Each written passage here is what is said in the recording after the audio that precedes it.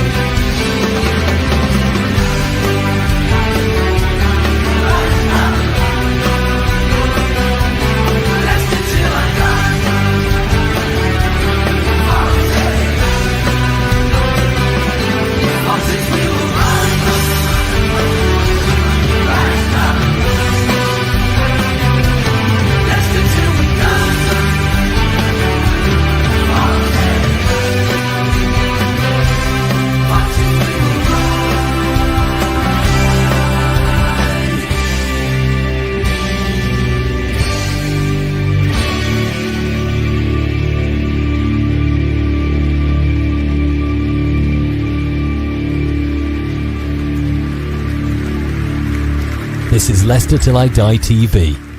Watch and subscribe on YouTube and listen on your podcast platform. Well, as somebody a lot more Spanish than me once said, good evening. How are we doing? Welcome along. I know that you've torn yourself away from the television and watching England, haven't you? You see, this is what happens when you put a German in charge. Just saying. Andorra, the mighty Andorra, held us to a 2-0 win. I've got no words. Right, at the start of the season, welcome along. Thank you very much, by the way, if you're watching via YouTube, but much appreciated. Add your comments in to the chat, and they will appear in the bottom right-hand corner. And don't forget to like and subscribe. If you're watching on catch-up, do exactly the same. Like and subscribe. And if you're listening via your favourite podcast platform, whatever that may be, thank you for lending me your ears. I did a show right at the start asking if we were championship ready. Well, I guess we've got the answer to that one, but are we promotion ready? We've got a new manager. We've got rid of some donkeys. And we bought some players. Is this a team, including the manager, of course, that can get us promoted? That's what I'm going to be asking my guests, Wayne and Steve. Let's get them in and let's talk Leicester.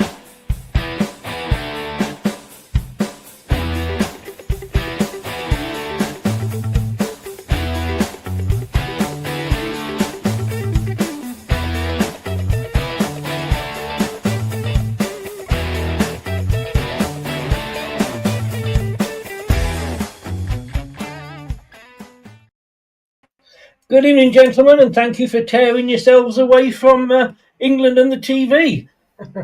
I don't watch England. I wish I hadn't. No, in fairness, I watched. I saw the own goal, and then I heard the commentator saying to Wayne before. I heard the commentator go, "Well, that's it. The floodgates should now open." But there's obviously been a drought because we managed to only get one more. Now, I would have said that was probably the most boring thing I'd watched during the week. But with all respect to Jim, who is our American co-host, I actually watched the Jaguars play the Panthers in the NFL at the weekend. Now, the Jaguars, which is his team, won. Well, so well done to Wayne for that. But my God, I mean, I've had longer holidays. I can one up you here, Chris. I watched the Giants play, and they were awful. So, well, wasn't it the game was? I mean, I'd forgotten it was on, so I hadn't seen the first half, which apparently was when all the points were scored and the excitement of the lightning strike, and they had to go off. But it was just so boring. You know, every time the ball went out of play, there was an advert break. I mean, you know, they got excited because somebody dropped the ball, and, you know, so then somebody else sort of rugby tackled him, and that was like the best thing since sliced bread. I tried it, Jim. I just do not get American football. Fair. I think it's an acquired taste, isn't it? Especially for a British person to enjoy a sport that can take 4 hours. Yes. at the slowest time, 3 hours at the best time. But Yeah. we all love. Well, I love cricket, so that's why I think I can tolerate it a bit more than most. Well, you see, so I like cricket if it's like the one day or the hundreds or something like that, the 5 days. And you try and tell an American that you can have two teams play each other for 5 days and it still ends a draw. I wouldn't believe you, would they? Yeah. But one of the fact, I mean, it just went on for so long and was so boring.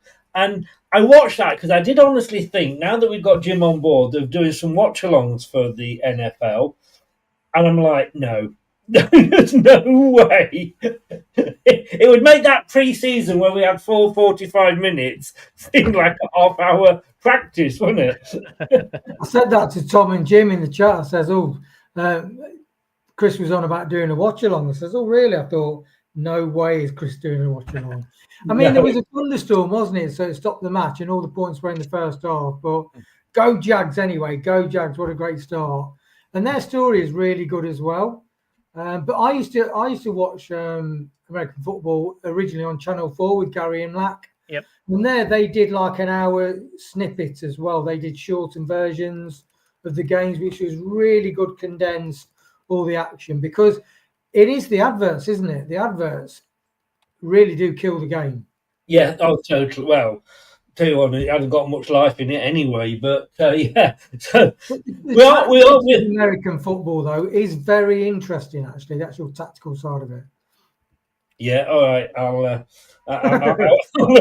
leave that one with you. I asked Tom to explain briefly what was happening, and he sent me this 1,000-word text message, and I just replied in English, please. But hey, with American football, you just need to run to the yellow line. That's it. Once you get to the yellow line, then they start again and they run to the next yellow line. That's basically all you need to remember with American football.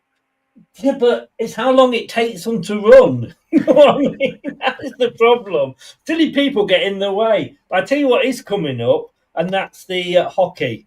We may yet do a watch along for that. And I like the hockey. That's quick, that's fast, there's fighting, everything that English football used to be.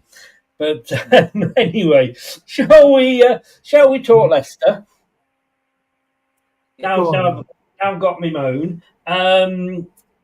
I've said that they weren't brilliant to watch last season, were they? Wayne, let's come to you first. The question that the BBC asked, and I'll come to in a second, but is this a squad and a manager that you can see getting us promoted? I mean, we'll take the points deduction out of the thinking at the moment, because that can that's the spoke in the wheel.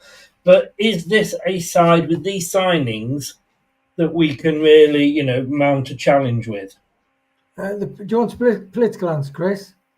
No, I want your honest answer. No. As long as in there it includes a yes or a no. Yeah. I'd say quite possibly, because I think before the transfer window, if you'd described the transfers we were going to make, 3 frees and an older goalkeeper. I know there was a late goalkeeper added. I would have thought that would be an absolute shite transfer window.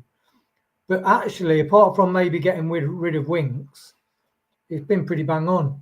And I think the negotiating side of things have negotiated really well with the players going out. And I think they've given Marte everything he needs to have a real good crack anyway. I think that's where we are. Marte's got a real good crack with what he's got available. Armchair says here, can you name a better squad in the league? I could probably name some better players. I don't know about squad necessarily. Steve, question that the BBC asked, I say, can Cifuentes take Foxes to the Premier League? I mean, they can. I don't know whether or not it will happen if the EFL have their own way about it. But realistically, yeah, what Wayne has said is correct. The players we've brought in have looked like they've sort of invigorated the fan base a bit more, which is nice. We've seen some players leave that should have been gone a long time ago as well. Wayne mentioned Winks. I think the other one is Fass, to be honest. But look, at the end of it, if he's here until January, then so be it. He's still under contract for a couple of years, so it's not like he's leaving on a free transfer next summer. But yeah, I think the squad is good enough. There is quality in there. it's a weird sort of, a lot of people call it the Darren Huckabee zone, where you're too good for the Premier League, for the Championship, but not good for the Premier League. And I think we're in that zone at the moment where quite a lot of our players are too good for this league, but just not good enough to make the step up into the Premier League. And then if you throw in the young players as well that have helped push, the first team players, bring a bit of energy and excitement around them. Yeah, there's a good hallmark there for a promotion chasing side, but is that automatic or playoffs? That will depend on the EFL and if we spend money in January. That's the thing. I mean, I'm not convinced that this is. I mean, I have to say the Birmingham win was nice. I wasn't expecting the Birmingham win. That was the first game that I thought this is going to be the difficult one. Having said that, obviously we did lose to Preston. But for me, Wayne, when I look at it and I think, well, where were we? And I know it was only 4 games in, but up until the transfer window, we were, when we still are, sat in 4th, only lost 1. The best of the 3 teams that have all got relegated. 2 clean sheets, which is equivalent to what Rood had in about, however many games, 30-odd games he had in charge. So we've already matched that. So any addition, really, if Marty can do that with the squad that he had, then surely I'm thinking this has got to go on. But I've still got a little bit at the back of my mind thinking if we do go up, will it be too soon and we'll come straight back down again? I think that's a good point. I think when Leeds didn't make it, when all the fans who are in last time, we got promoted, some Leeds fans say actually afterwards it did as good.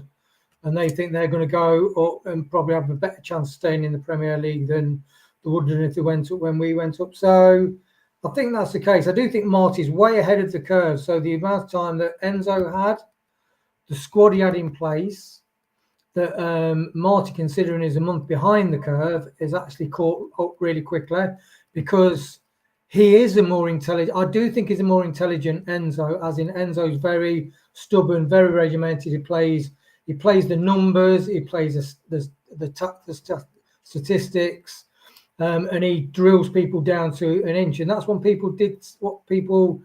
think Rob Tanner said about Marty, that he plays more of a game that Cooper got slated for. So he will play the back 5 and the front 5, and the back 5 he wants very organised to rotate and pivot. He says, but he's very much like, when you get the ball in that final third, like Cooper did say, I want you to just go and express yourself. So I think Marty is a far better man manager. There is no single player in our team like Samare, Vestergaard, even Faz, that all of us wanted out the door. Even Thomas is getting extra things out of those players that even Enzo didn't. So that's why I really hope we can keep him for a few seasons. I was just making a note then, but as you mentioned it, Wayne, Steve, talking about holding on to managers for a couple of seasons, obviously we've seen Nuno go last night at about midnight, which, look, I'm not a Forest fan, but it was nice to be in the same league as them and have some local derbies.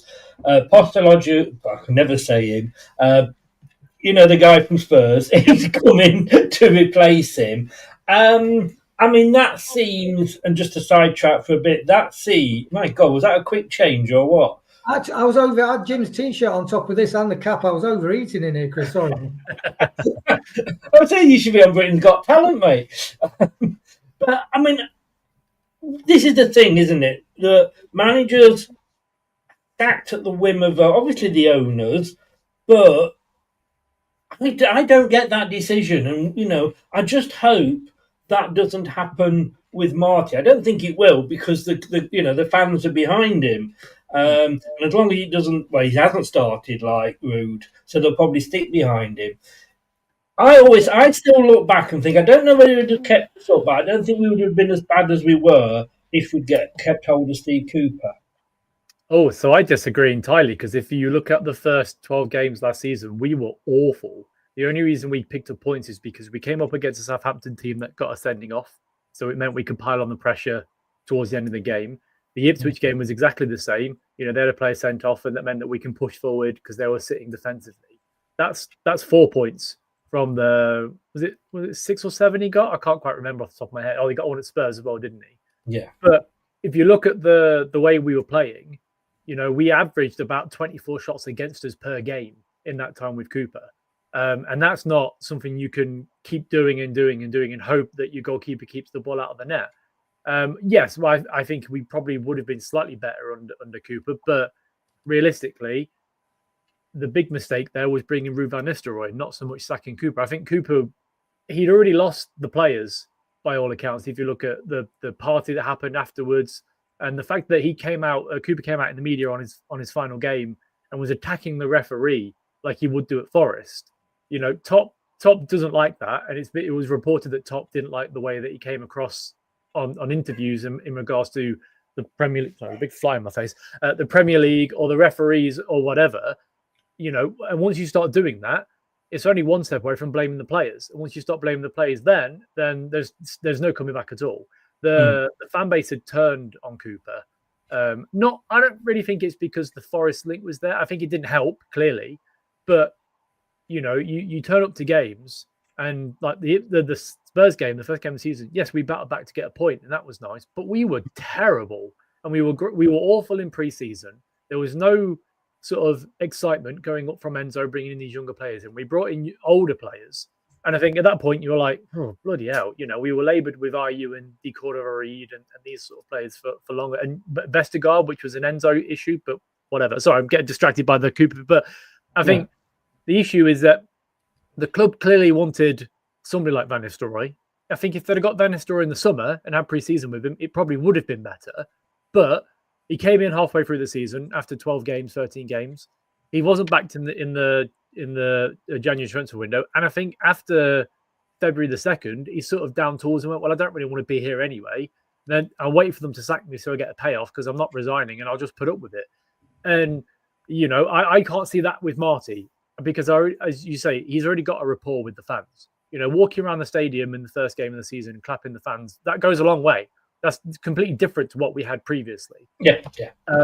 I think he's open and honest about things. He wants to bring players in. He wants this, that, and the other. But he doesn't go too far where he disrespects people at the club as well. What you don't want is a yes man, clearly. We want a manager that will come in and make tough decisions, which he has done, but also not allow the club to be like, wow, you can't do this, you can't do that, because you're the manager, you're the first person in charge of it. If it goes wrong, you're the one that gets sacked. The players don't leave, the ownership won't move on. I think he's got a good support already from a vast majority of fan bases. Of the fan base, sorry, he's come across after every game and clapped the fans, which is important. Yeah. I keep saying it goes such a long way to have a manager that walks over and points to every single player and says, "Come on, let's go and thank the fans." The way he dealt with the Wout Fass situation and said, "Look, don't do that again. We're trying to build something here, and you're ruining it by being a prick." So. Yeah, I to go back to your original point, I don't think he will be in that situation like with Nuno and Marinakis, because let's be honest, Marinakis is a nut job anyway. He doesn't like to give managers time at the best of it, let alone if Ange doesn't start well, he could be gone by March. Yeah. Sorry, I ranted on a bit there about Cooper, but no. That's why I throw it in. Let's have a look then at this PSR issue, because the club, it appears from the outside, have probably been more honest with Marty than they have done with the previous managers as to where we stand PSR wise. No problem, mate. He disappeared into the wall. That's a curtain, isn't it, Chris? It's almost like a Victorian parlour trick or something. Yeah. It was like, do you remember, look, sticking his head. Do you remember Morecambe and Wise? Yeah. He used to have that big guy. Yes, with the curtain, yeah. Yes. By God, talking about Wayne being on that Britain's Got Talent, Steve, you could be with that act. Oh, why? Sorry. Yeah, no, I did say be right back in the chat really quickly. No, I saw it. Yeah, I saw it. From a cupboard, and I was like, is she in the shot? It's the way you faded into the shot. That was it. Getting on the promotion bus. Yeah, it was saying, no wonder Marty's got a smile on his face. But Wayne, like I say, it looks like Top's been honest with Marty where he hasn't with previous managers. So he knows where he stands, and we've backed him as much as we can. Yes, we haven't spent any. I mean, we've apparently made about £79 million in selling players. Not paid anything. Yes, we paid wages, but you'd have that anyway on the players that are coming in. We're doing our best, it appears now, to get the EFL on our side. Where in the past I felt we were looking at how can we avoid it. When this season we seem to be looking at it and going, how can we sort this out and get it out of the way once and for all?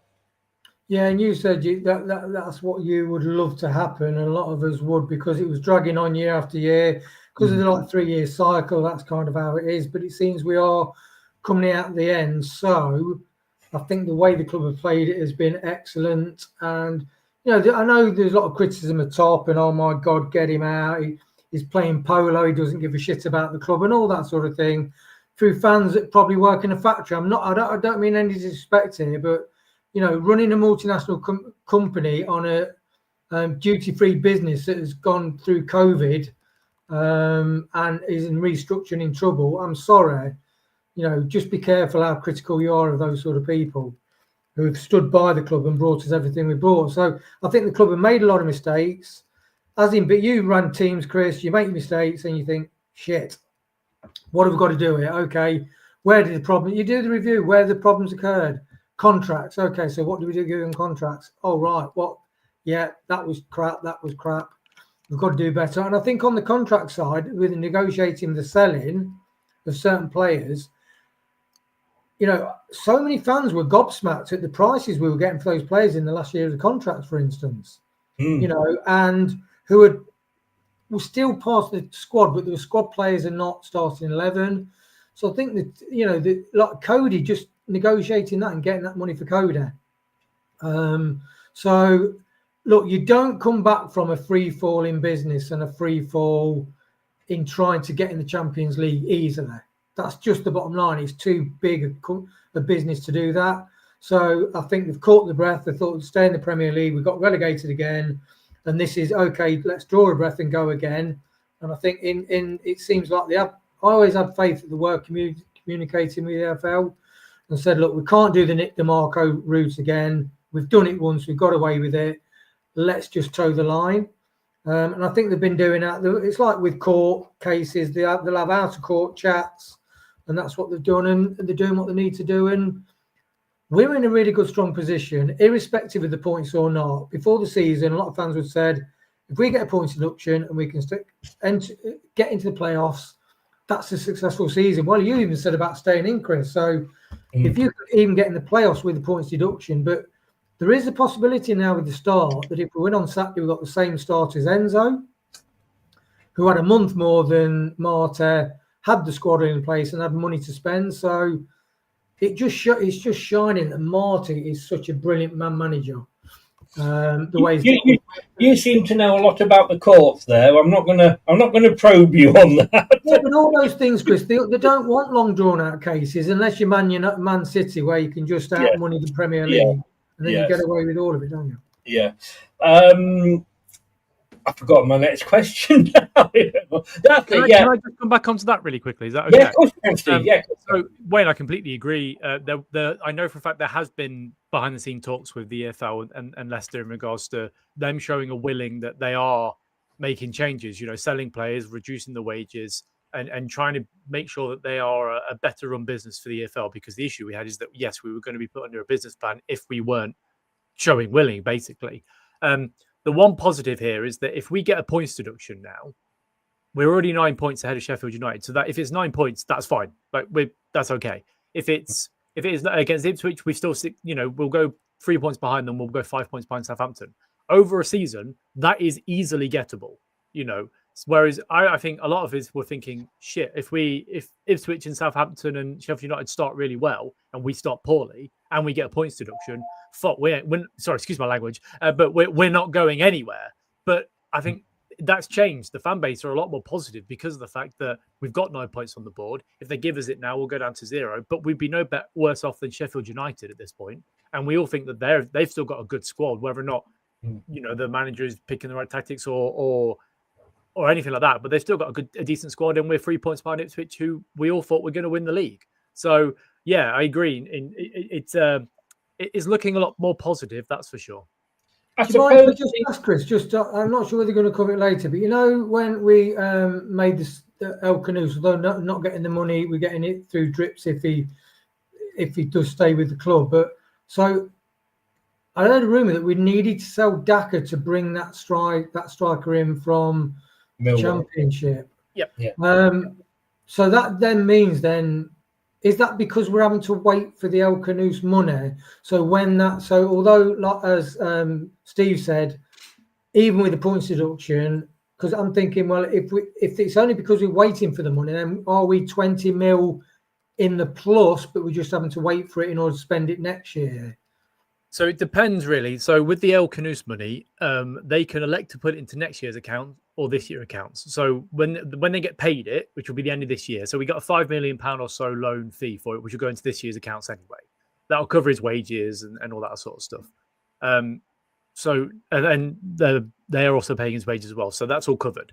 So that goes into this year's accounts. But the 25 million, it depends on when the club elect to put it in. I think if they get to the end of the season and they go, oh, well, our accounts this year are pretty good, we'll push it into next year's, then that'll probably be better.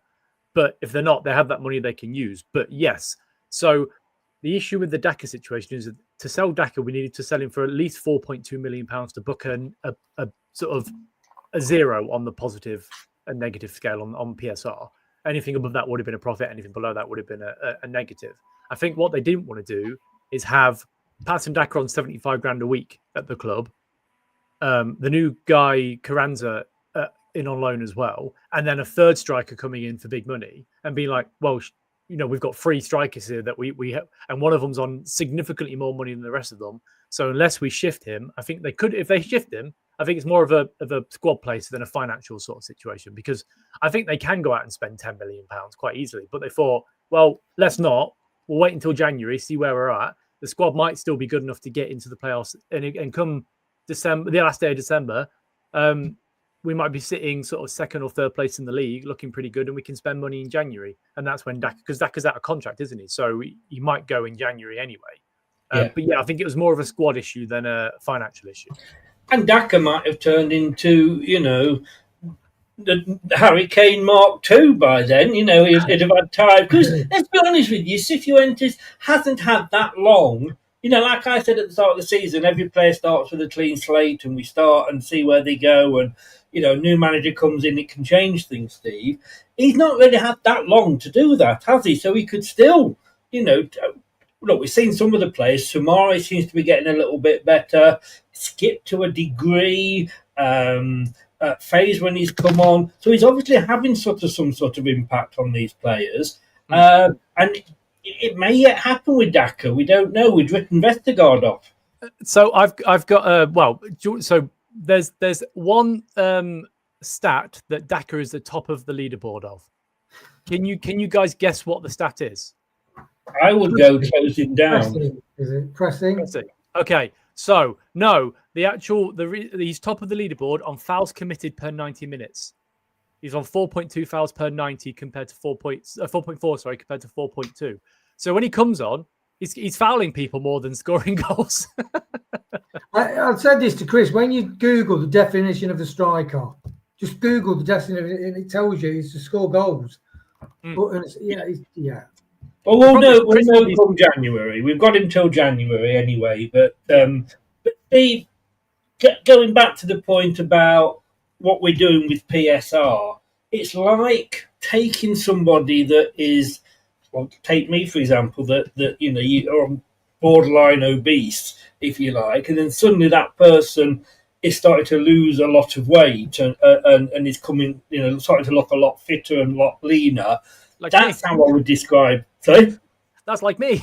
That's right. You are the person that I'm modelling myself on now. I need to go and get you down to your level. But no, but that's what I see the club is doing. It's becoming leaner and, losing a lot of the extra weight as, the overpriced over here player sort of thing.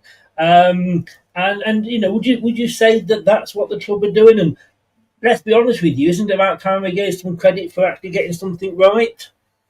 So that's a double-edged sword, really, because whilst they deserve credit for getting certain amount of money in for Justin and Cody and these sort of players, you also have to remember that they're just doing their job, and this is the job they should be doing in the first place. We shouldn't be in this situation where we're giving Yannick Vestergaard a 3-year deal when we get promoted before Enzo leaves. I get that if you've got a handshake and deal with a player and then the manager goes somewhere else, you should really honour that, because at the end of the day, it wouldn't look it's not a good precedent, is it, if you start ripping up potential deals with people? But 3 years, and it's the club that offered that, 3 years. And like with Ayew and Decode Reed. Now, Decode Reed has a year, so this year and next year on his contract. Ayew is out of contract in the summer, so that's fine. But I think, yes, you can say they've done well. And, look, I'm not John Rudkin's biggest fan, even if I've got a shirt with his name on the back. I wasn't going to mention that this week. I was going to... But yes, you can say that he's done his job. And it might be a case where Top has taken a step back and Glover and Rudkin are actually doing the jobs they should be doing now. Maybe Top interfered a bit more than he should have done. So, yeah, positives. They've done their job, which is good. And they deserve the praise they get for getting certain players out the door. But also, on the other hand, they were the people that got us in this situation in the first place. And there's going to be a lot of work to do to bring that back, because, the fan base, quite a lot of the fan base are very much sort of Rudkin out. They don't see the positives that he brings because we don't get any communication from the club. If you have to come out and say, look, we tried to sign, we tried to do this, this, and this, but none of it worked out, you'd probably go, okay, fair enough, you've tried, but at the end of the day, it will come the end of the season. Depending on where we are, the fans will decide whether or not it's a pass or a fail. And a lot of fans were already thinking that it's going to be a fail. No matter what Rudkin does, it's going to be a fail. But if we get to the end of the season and we're better off PSR-wise, we've got money to spend in the summer. We're not looking at a points deduction if whatever league we're in. And, we've actually managed to get a profit for a change rather than a negative, which then turns the PSR issue completely on its head. It means that we will have money to spend. Then the fan base will be like, perfect. But let's be honest, we're Leicester City. It's never that simple. And, we've probably made £100 million loss even after selling £70 million worth of players. But yeah, it's a difficult one because I can see the positive he does, but also, you can't forget the past. Especially that's past 3 years. You can give him positives for winning the Premier League or helping do that, the FA Cup, bringing Brendan Rodgers in at the time with Top, but also bringing Ruud van Nistelrooy into the club, spending money on Steve Cooper, sacking Brendan Rodgers and giving him sort of £15 million with his squad when we let him go. And that took too long. So, yeah, I don't know. It's a difficult one for sure. But hindsight's always a wonderful thing. How happy were we all when Cooper went and Ruud van Nistelrooy came in? We all thought, wow, we've got Ruud van Nistelrooy. And, we'd lost over the fact that, the 4 games that he'd been in charge at Man United, that 2 of those were against us, that he won. But then, when we looked at it a little bit more, we looked at it and thought, hang on a second, he's had longer in management than Enzo did when he took us over. And he has actually won something as a manager. And Enzo, I know, had won sort of, youth get trophies and what have you. But you've got to, I guess, whoever the manager is, and I know Ruud wasn't backed, and you do wonder what he was told to sign for us. But, you, as an owner, once you made that decision to get somebody in, you've then got to back them, really. There's no point in getting somebody in, like we did with Cooper, and then he's coming and saying, I want this type of player. No, you can't have him. Well, I want this more experienced player. No, you've got to have this youngster. You've got to go. It is all about that first, getting the right manager, which we appear to have done for our situation this time. And it's a guy that wants to be here, and that's the thing that you've got to get right. And I think we have this season. Yeah, we have. And I know what Steve said about a lot of fans wanted Rudkin out. But honestly, the customers I speak to who've been going down Leicester for 30, 40 years, they've never said that. I've asked them all along, What do you think about Cooper? What do you think about Rudkin? What do you think about this? Because I do like it. I do like listening to other people's opinions. And that's what makes football interesting. And the one thing about hindsight's a valuable thing is it's human nature is we all love to criticise other people. We love it. Brits do, don't we? British people. We don't like to criticise ourselves. So one question I do ask when people go in that critical mode is, okay, so that's criticising people for not doing what you think they should have been doing. But okay, so what would you have done in that situation then? And it's like Rob Tanner said with the contracts, with I think the length of the contracts and the money that were paid, which is why I want Winks, Dakar and Samare out the door, so that you can have a fairer wage structure for everybody not to be pissed off within the squad and for PSR. What you've got to remember is all clubs are trying to do what Leicester City are doing. All clubs. Man United have been trying it. Everton have been trying it. Spurs have been trying it and absolutely failing ridiculously. So, you've got to understand the difficulty of the beast of what Leicester City is in being in the Premier League. And I get what you're saying, Wayne, that we need to get those players out, but in an attempt to get them in, and who would say that Winks was not worth the money he was earning a couple of seasons ago? Because to me, he was the signing of the Championship that year. And, he made a huge difference. But we had to pay him, was it 90 grand a week or 75? No, it's 90 he's on, isn't it? We had to pay him that to get him. Well, that's the one issue I've got with whoever was. I mean, because so would you not have had him and had somebody not as good as him? Well, who just said okay? So it's like Brownie was saying. People saying that Brownie's demanding this. I mean, just because a player is asking for certain amounts of money, that is business negotiating. I'm sorry, but a single employed person negotiates business and prices. They might say to maybe he started at 120 grand a week and we got him down to 90. Well, it might have done, but that's when you have a wage structure. It's like you, Chris. You ran salespeople. You would not get away with paying somebody double or triple what unless they were producing. And I know Winks is producing, but it should be. I do think performance-related pay in football should be more the structure. Look, one thing I'll say about whoever negotiated those deals, paying Daka 4 times what he was on in the Austrian league was mental. It was absolutely ridiculous. And some of the contracts and the details of the money and the length of the contracts, like whoever agreed to Enzo signing Vestergaard on a 3-year deal before he pissed off, that is a mistake. And there have been some. I think the biggest. But again, Wayne, are they not supporting the manager? Enzo was the manager at the time. He wasn't going, and he said, "I want this guy tied down." And after that season that he'd had in the Championship, yes, we all had our doubts about what he was going to be like in the Premier League. Who knows? We'll never know because Enzo buggered off. But my concern is, Steve, that people aren't, knocking the door down to try and play for Leicester. Even when we were champions and we'd won the Premier League, we're not. I asked a question a while ago: why do people still want to go to Man United? And the answer is because the Man United, and in fact, Clibbo, who's hi Clibbo's just come in. I think it was him that I asked the question to, but they're not going to do that with Leicester, even when we just won the Premier League. Yes, a little bit more, but we've still got to convince them to come. Now, Daka, yes, we're paying him this huge extra wage, and again, hindsight, we know he's not worth it.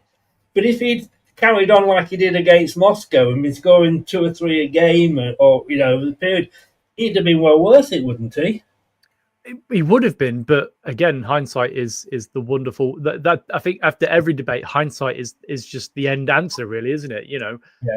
The problem with it, yes, during that time, that was the season where it all changed for us, really. We went out and spent money and then didn't sell a player that season, and that was just before COVID. So we just won the FA Cup, had it? Yeah, just won it, and we bought Daka, Samare. We got Lookman in on loan, and there was a couple more.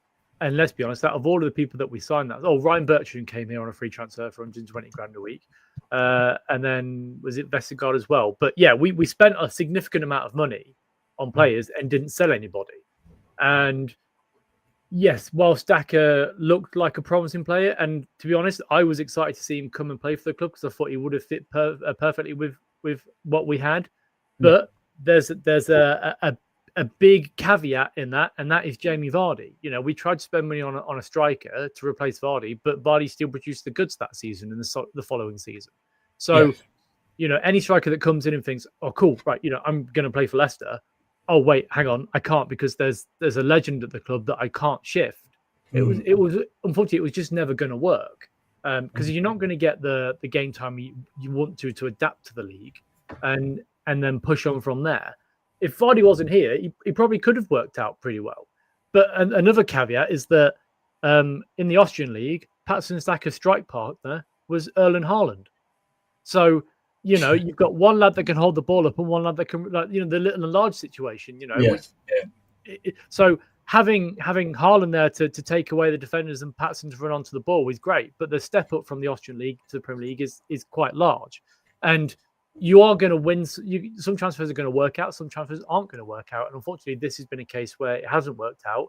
And he's been here for a number of years since, and he hasn't worked. I think he scored, is it 23 goals in 135 games or something like that? And I dare people think, you know. Yeah, and 4 of them came in one game. So realistically, 19 goals in 130 whatever games it is. That's not good enough. But then you had the opportunity to sell him to Bournemouth last season. Or the season before, sorry, and we said no. We had the opportunity to sell him this summer as well to get some money back for him. We said no. He's going to leave for free in the summer because we won't sell him in January because we won't bring in. I'm not sure we'll bring anybody in January anyway. So he's going to leave for free, and then we're running back to the situation where we let Tielemans, Soyuncu, you know, all these players that cost us money leave on a free transfer, and nothing comes into the club. So it's a shame with Daka because I quite like the guy. I think he tries his best. I just don't think he's good enough for this league. I think he could go to France or Italy or even Germany and do all right. But, you know, the Premier League is a different beast. And we've seen loads of strikers come over and struggle that are much better players than Patson Daka. I mean, Wayne, let's have a look at the trimming of the squad. Because, look, we've got Cody out the door that was on a high wage. James Justin wasn't really the biggest wage earner on the books. I suppose the big one was Cody. We've still got Winks on 90, Sumare on 80, Ricardo on 80, Daka 75, Vestergaard 60, and then after that there's a few on 50. I suppose, you know, apart from Ricardo, none of them there are probably worth the money. Maybe Harry Winks. Is it going to? I mean, look, Harry Winks hasn't gone. It's unlikely he's going to go, and it's unlikely that FaZe is going to go. Although apparently he does want to move to Turkey. Are we going to end up just writing these players off as we have so many before? And that's going to bugger up PSR, isn't it? Yeah, I get what you mean, Chris. I think, you know, Chris's calculator coming out now. Because when you offset the wages, though, have it ready. I know. Come on, blow the cobwebs off, Chris. But as you've got your calculator out and you start adding up all these players' wages, they're significant, and they do go on. Oh, the old classic Casio, is that? Yeah, Canon. Is it? Yeah. Who'd thought all the electrical goods we had that used to fit on a massive table, we've got in a mobile phone now, haven't we? Yeah, but I think it is the wages, Chris. I just think that I don't think Marty will be happy with the wage structure because he seems a very fair guy. He wants everybody to be motivated. I don't think you can have a squad when you've got people like Winks who are throwing wobblies on 90 grand a week and having it being a shit attitude, and you've got young lads coming up looking at them thinking, oh, yes, so that's how you behave, is it? And Marty won't allow for it. He hasn't allowed for it. So I think those wages need to get off the books. It's a shame. And the only thing I doubt about January is if you can't get rid of them in the summer, are you going to get any real money for him in January? That's the thing, isn't it? Desperate clubs. Yeah. I can't see he's getting any money for those players. But, and it is a big but, if we get them off the wages, then it is a complete restructure, and the wages are a massive part of that restructuring. Well, the harmony of the players, you know. Yeah, that, and also the last loss of £90+ million falls off the accounts after this season. So, you know, we push on, even if they leave for free, it doesn't really affect the accounts if they leave for free in the summer because they just go down as a zero. So it is what it is. But it just means that coming next season, we'll have, I think it was a loss of £17 million, and then whatever the loss this was, the last season that was just gone, and whatever loss, I don't think the loss will be, I think about sort of £17 million again once we get a sponsor in. So realistically, the club are looking at like a £30 million loss total. That gives a lot of leeway. If we're in the Championship, it's £50 million leeway. If we're in the Premier League, it's sort of 70 to 80 million pounds. So, you know, significant change this summer, that's for sure.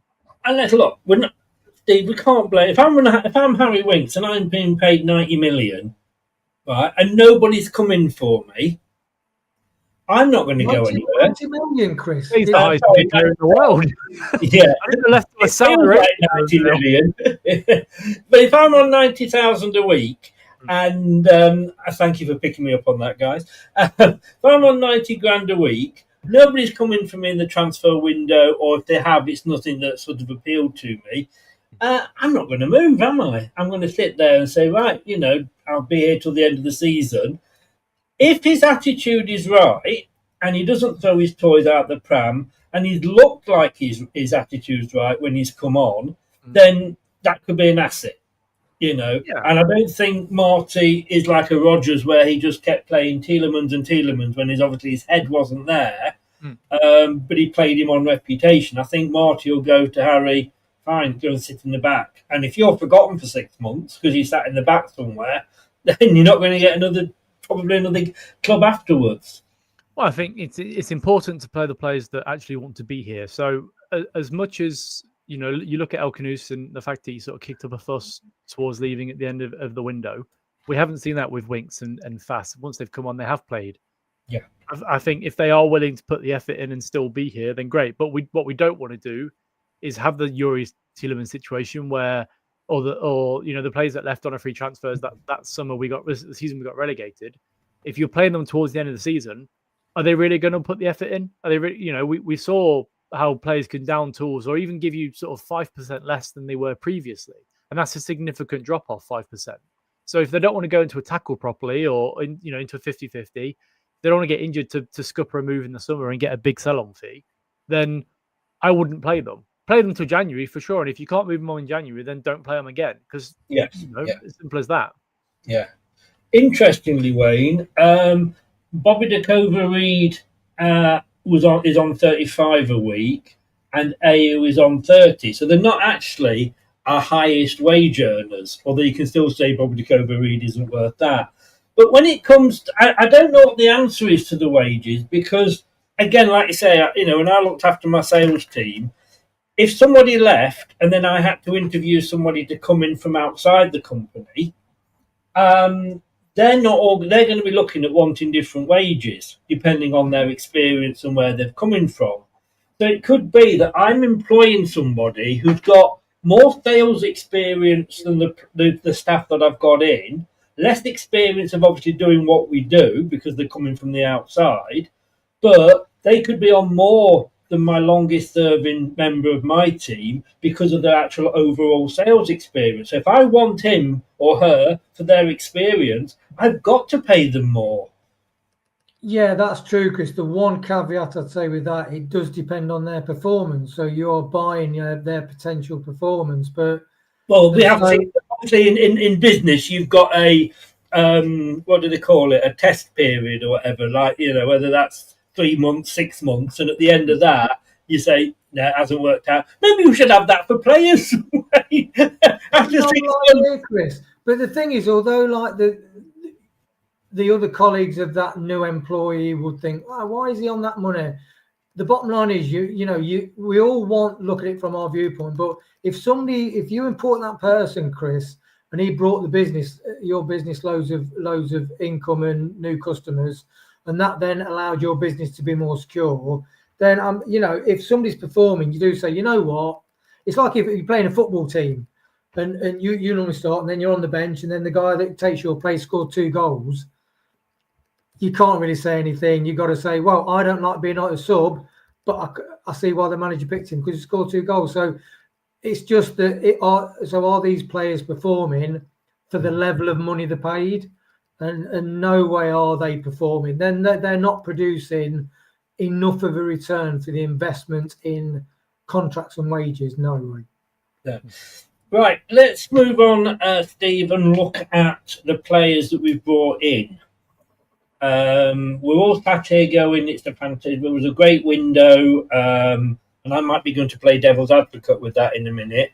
Well, I give it a 7 out of 10, so I think it was an okay window. It wasn't the best window we've had. No, that's a fair point. I mean, I do have people that have given sort of a advocate, and we're going to agree with you, Christian. You can be like, oh, crap. I know. Just fuck off, will you, and disagree with me.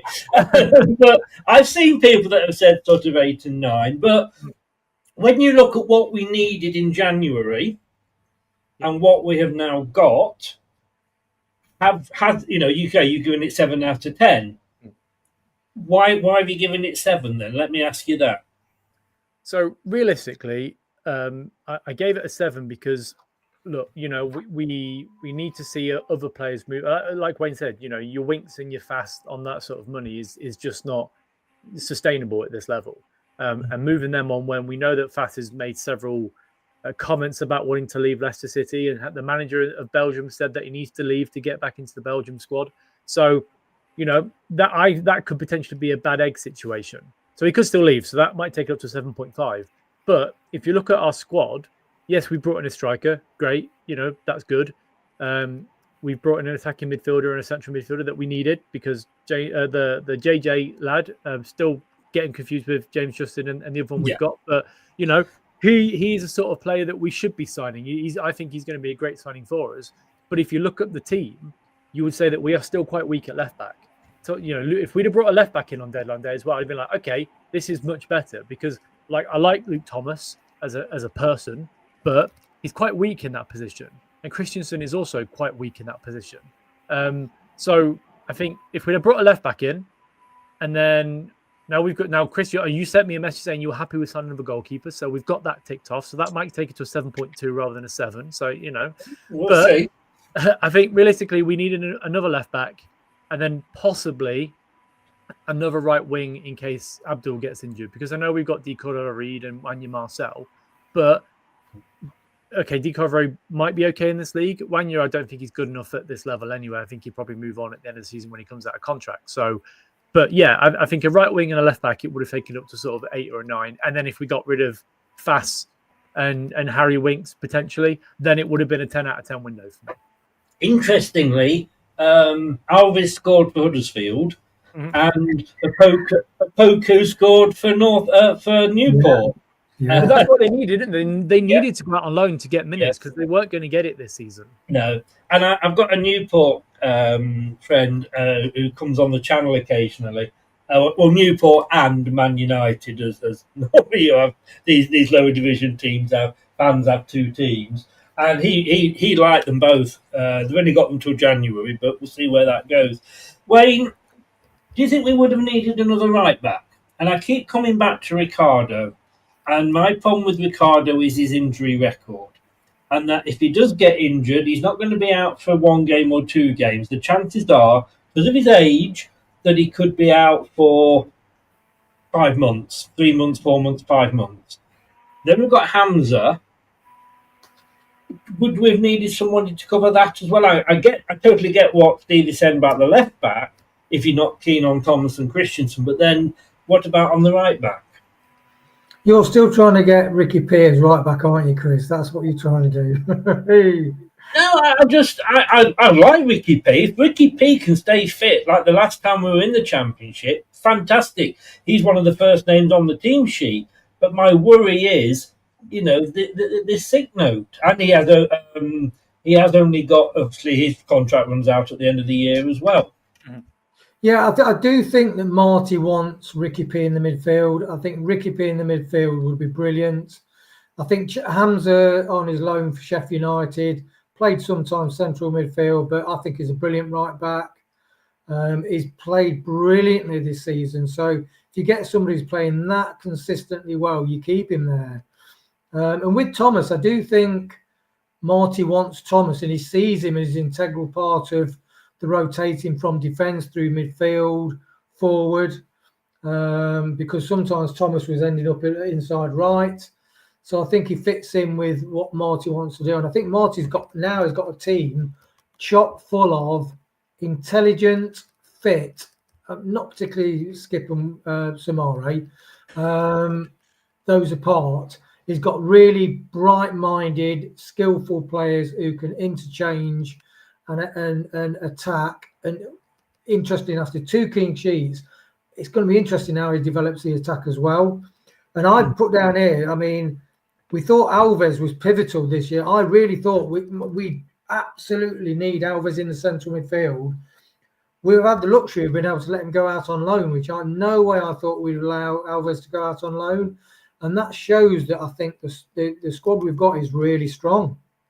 And he's got to trim it down, hasn't he? Yeah. He has. No, that is true. 11 players every week he's got to leave out. And we all know one of those, well, 10, because there's 10 under Cova-Reed. But Steve, let's look. For me, the window, the 2 midfielders, absolutely spot on.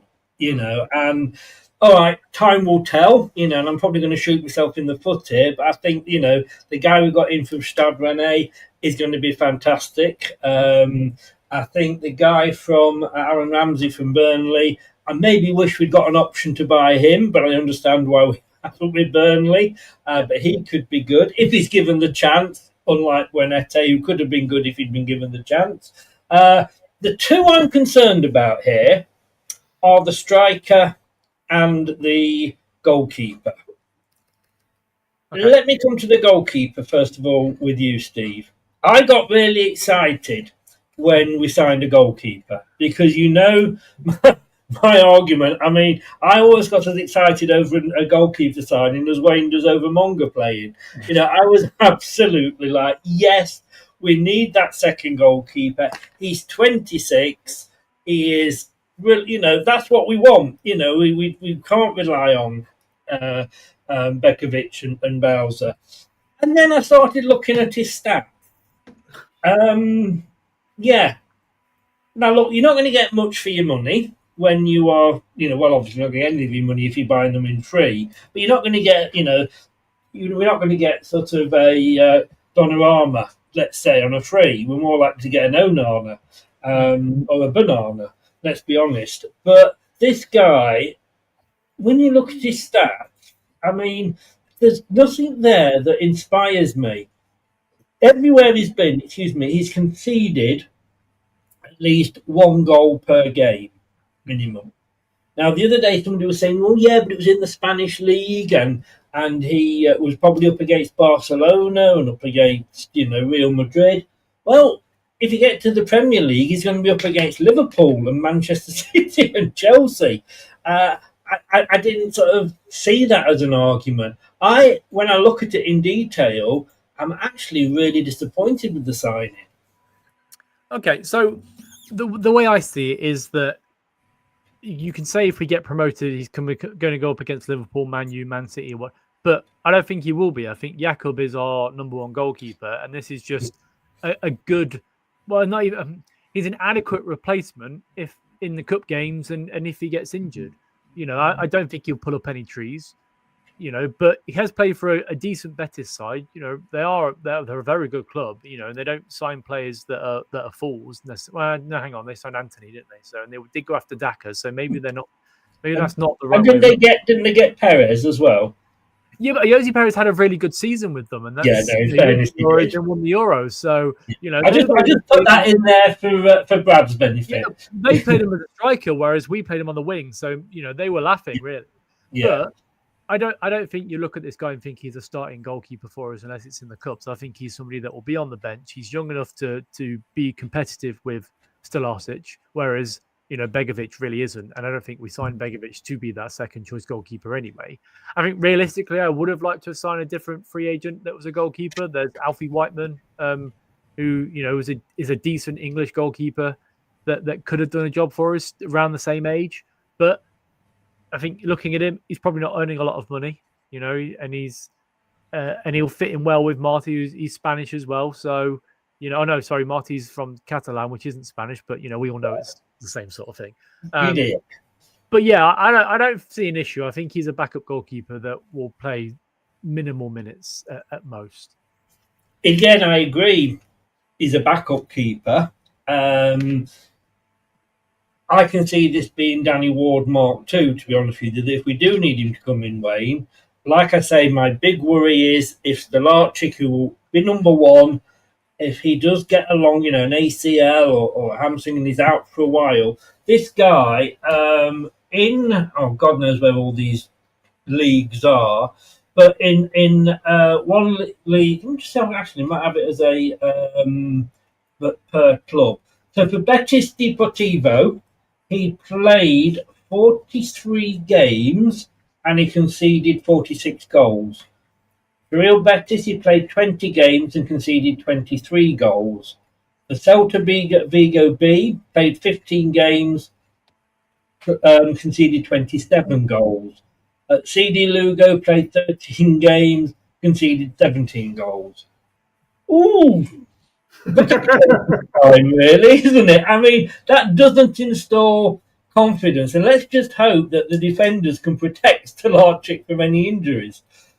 Yeah, he might have had a crap defence in front of him, Chris, because it is a goalkeeper. If you've got rubbish defence... Nobody allowed that for Danny Ward. And they were crap. I did. I did say that, unfortunately for Danny Ward, he gets painted with that brush of being terrible, but he was playing in front of an awful defence when we got relegated.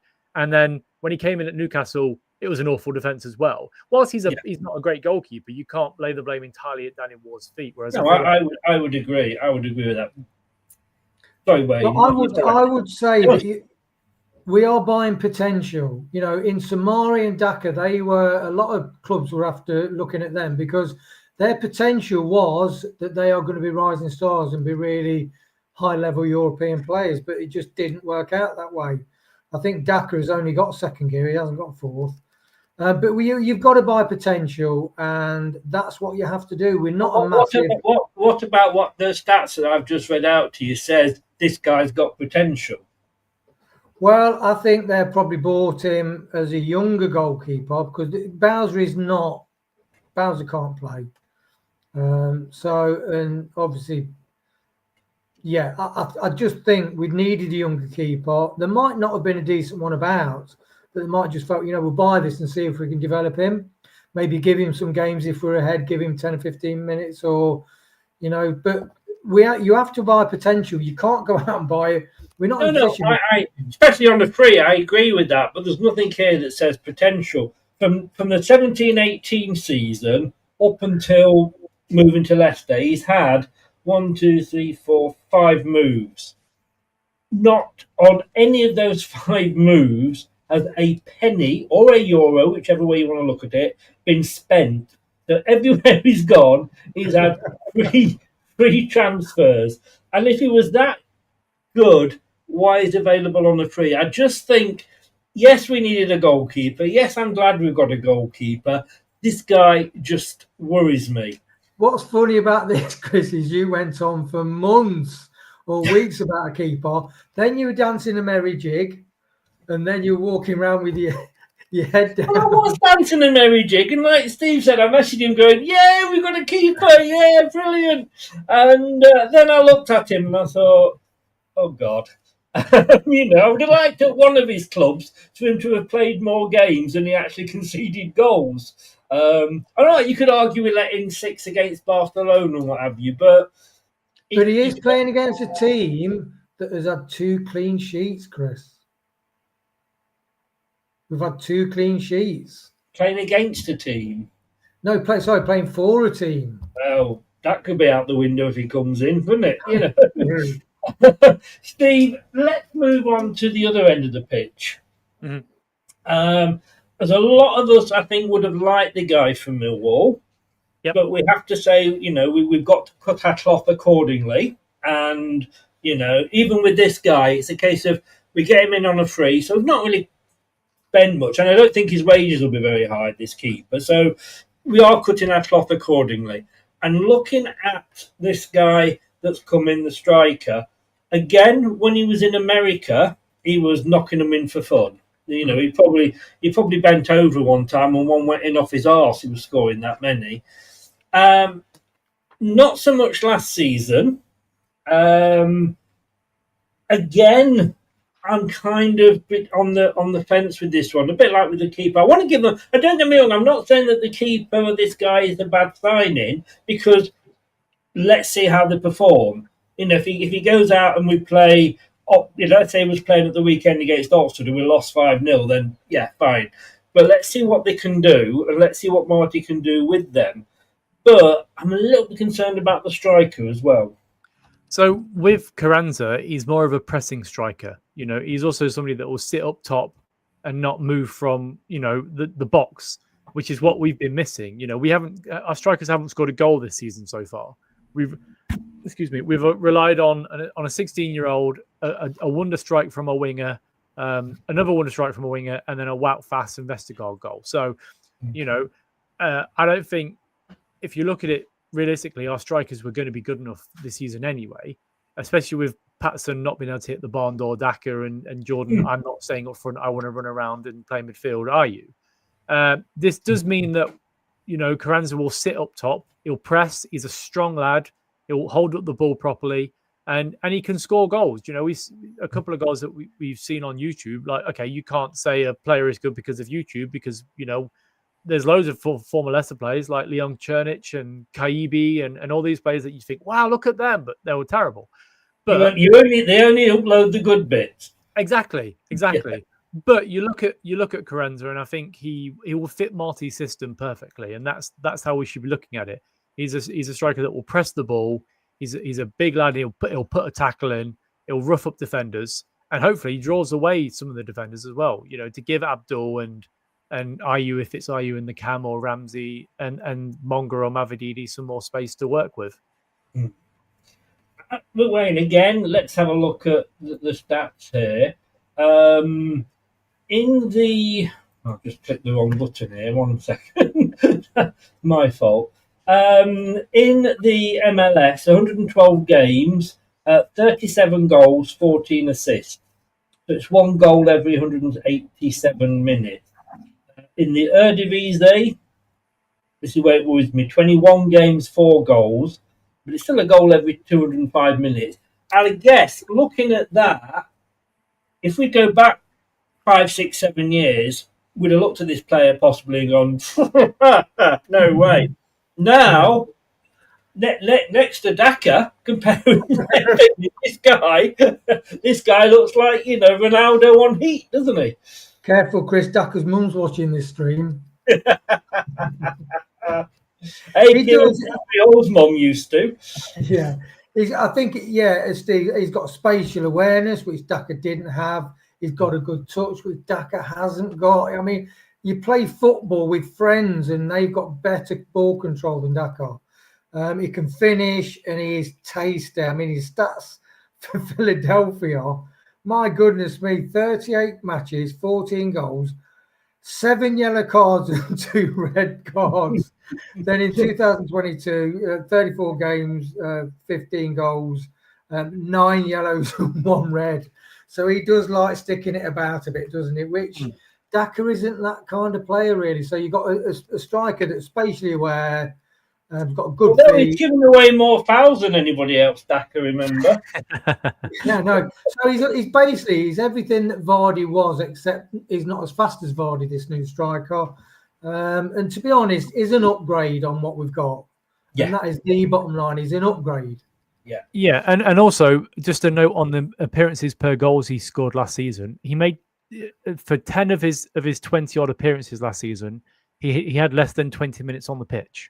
It's very difficult for a striker to make any impact on the game, let alone, there are 3 or 4 games here where he's had 2 minutes, 9 minutes, 9 minutes, 6 minutes. So, You know, you have to take that into account. And I mean, 4 games in what 11 starts isn't awful, I guess, because he also was injured last season as well. So, but he was third choice basically. But we'll see. Like you say, for me, we're going to have a look and see these players.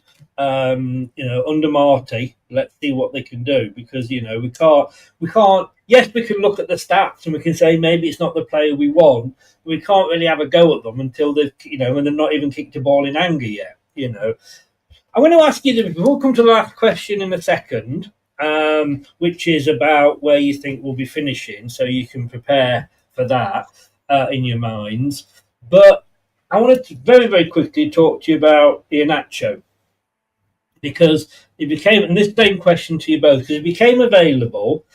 I kind of went, as that ship sailed, and the reaction on Facebook, because all I did was I put a thing up saying, because he'd gone to Celtic, and I just said, good luck going to Celtic, because I love the guy. He wasn't when we signed him, I used to work with a Manchester City fan, and she was in tears when he left. And, she said, I can't believe he's not staying, he's gone. And I said, bloody hell, can you imagine him and Vardy up front next season? And then, of course, they went to one up front. we never saw it. But the criticism that thank God we didn't get him, he was rubbish, why did we buy him? I don't remember him being that bad, Steve. I don't know. There were times during that season we got promoted from the Championship where he just didn't look interested at all. And that's it's fine if he's scoring goals and he doesn't look interested. But when you've got a striker that just jogs back casually, doesn't close down and throws his arms up in a bit of a huff, I can't get behind. We've had Vardy for so many years that will close down a defender in the corner and slide the ball out of playing, potentially win the ball back to Kelechi, who, don't get me wrong, he did a lot for the club in regards to winning the FA Cup. And, I'll always thank him for the goals he scored in that season. But realistically, in his 200 Premier League games in the total, he had 196 Premier League games. He only scored 42 goals, which, okay, is not bad. But that's a long run in the team where he's not scoring goals. But again, to quote back at you, Steve, how many of those games was he coming on for 10, 15, 20 minutes at the end? That's what I was going to get to. But if you take into account the season we were in the Championship, and he started 14 or 15 games in a row, he scored 6 goals total that season. He wasn't great, and Enzo got a bit frustrated with him, and you could see, I don't think bringing somebody back like Kelechi, who we'd be falling back into that situation where we're spending money on players that we don't need to spend money on. You can't keep going back. It's like if we'd offered Vardy a contract, I'd have been like, no, why? It doesn't make any sense. There's let them go, and let's bring new players in that revive the club, that refresh the squad. Like I said, like you said there, sorry. I don't think we wouldn't have won the World Cup. We wouldn't have won the FA Cup without him. And of course, we would definitely have not won the English Super Cup, as I like to call it, without him. But Wayne, do you think Iheanacho suffered along every other striker the Vardy curse? You'd got Vardy there, and while Vardy was there, and I'm just wondering how long until Cannavaro. Somebody says, Vardy wouldn't have missed that.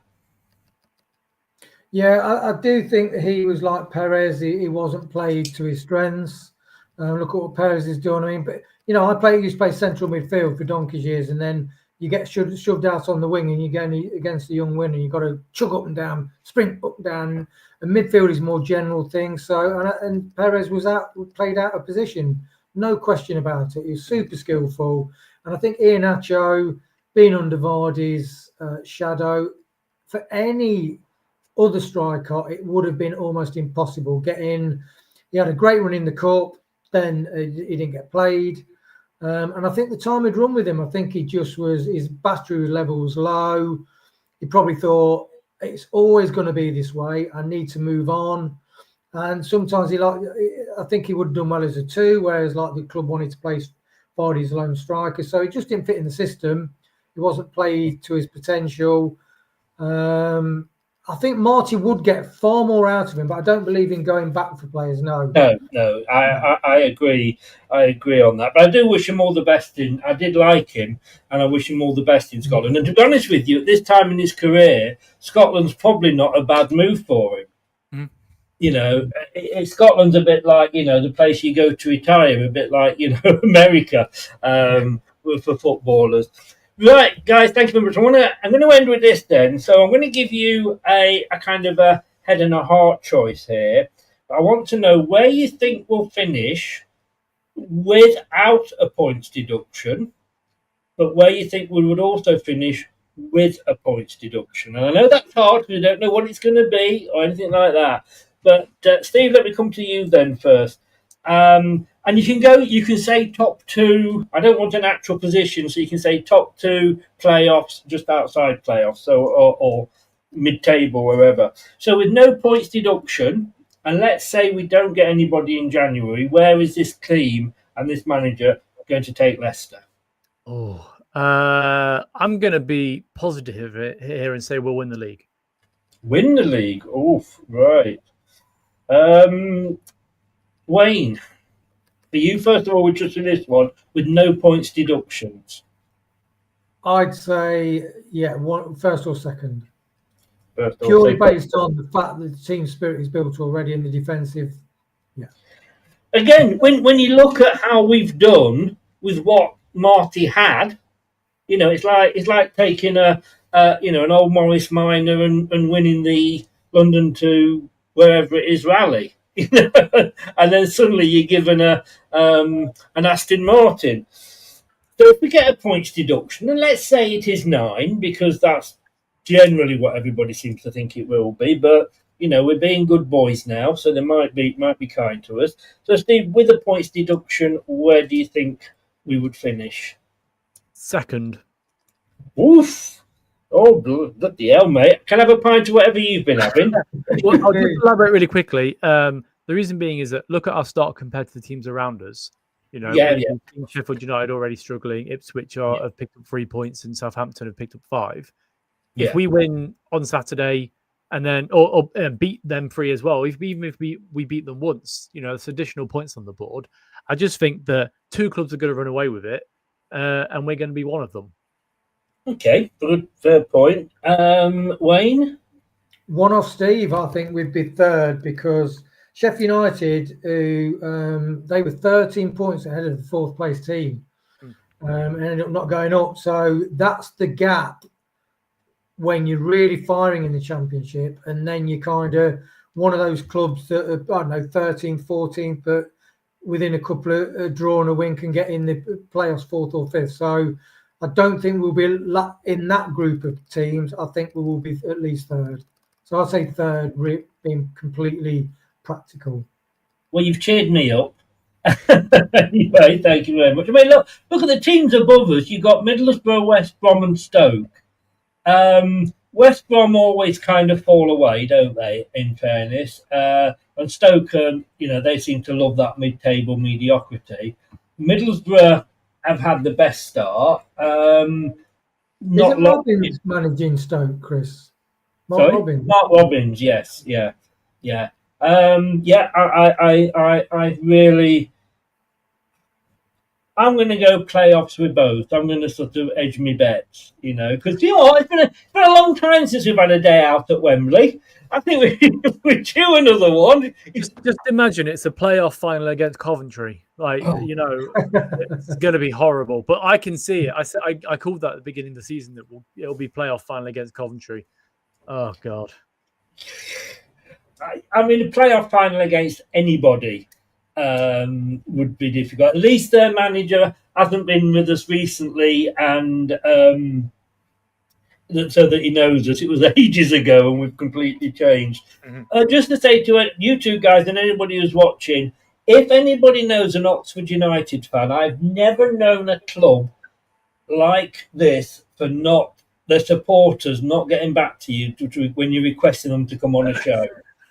Norwich City were always the worst. In fact, there was an Oxford fan who lives in Leicester. His name is Leicester Yellow. I sent him a message asking if he'd like to come on, on X. He didn't even, he just blocked me. Oh, He didn't even reply. You know? So at the moment, there's going to be no preview show because we haven't got. What he did, he phoned his mate. He says, "Is this the Devil's Advocate guy?" Is this the Mongol loving channel? Guys, thank you very, very much. We appreciate you coming on. I hope you are right with your predictions. I'd take that every day, but I said I'd also have a pint of what you're both drinking. So thanks very much, guys, and I'll speak to you soon. Take care. Good guys. Cheers. So thanks very much there to Steve and to Wayne. Really appreciate it. There we go. Make yourself look beautiful. Thank you very much. We will definitely be back at 7 on Thursday with the prediction show.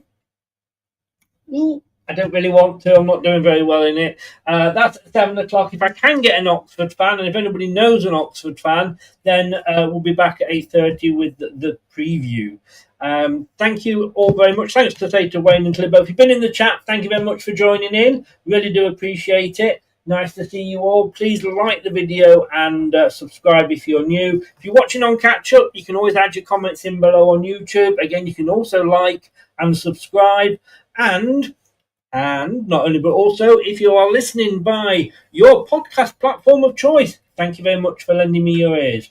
I'll see you on Thursday. We may do a show tomorrow, depending if anything happens or not. We may still get some free signings in. Who knows? I'd be interested. Take care, guys, and I'll see you soon. Thanks for joining us. Thanks for watching. These videos are tremendous. You better like them too, or I'll be back. This podcast is proud to be part of the TalkSport Fan Network. TalkSport.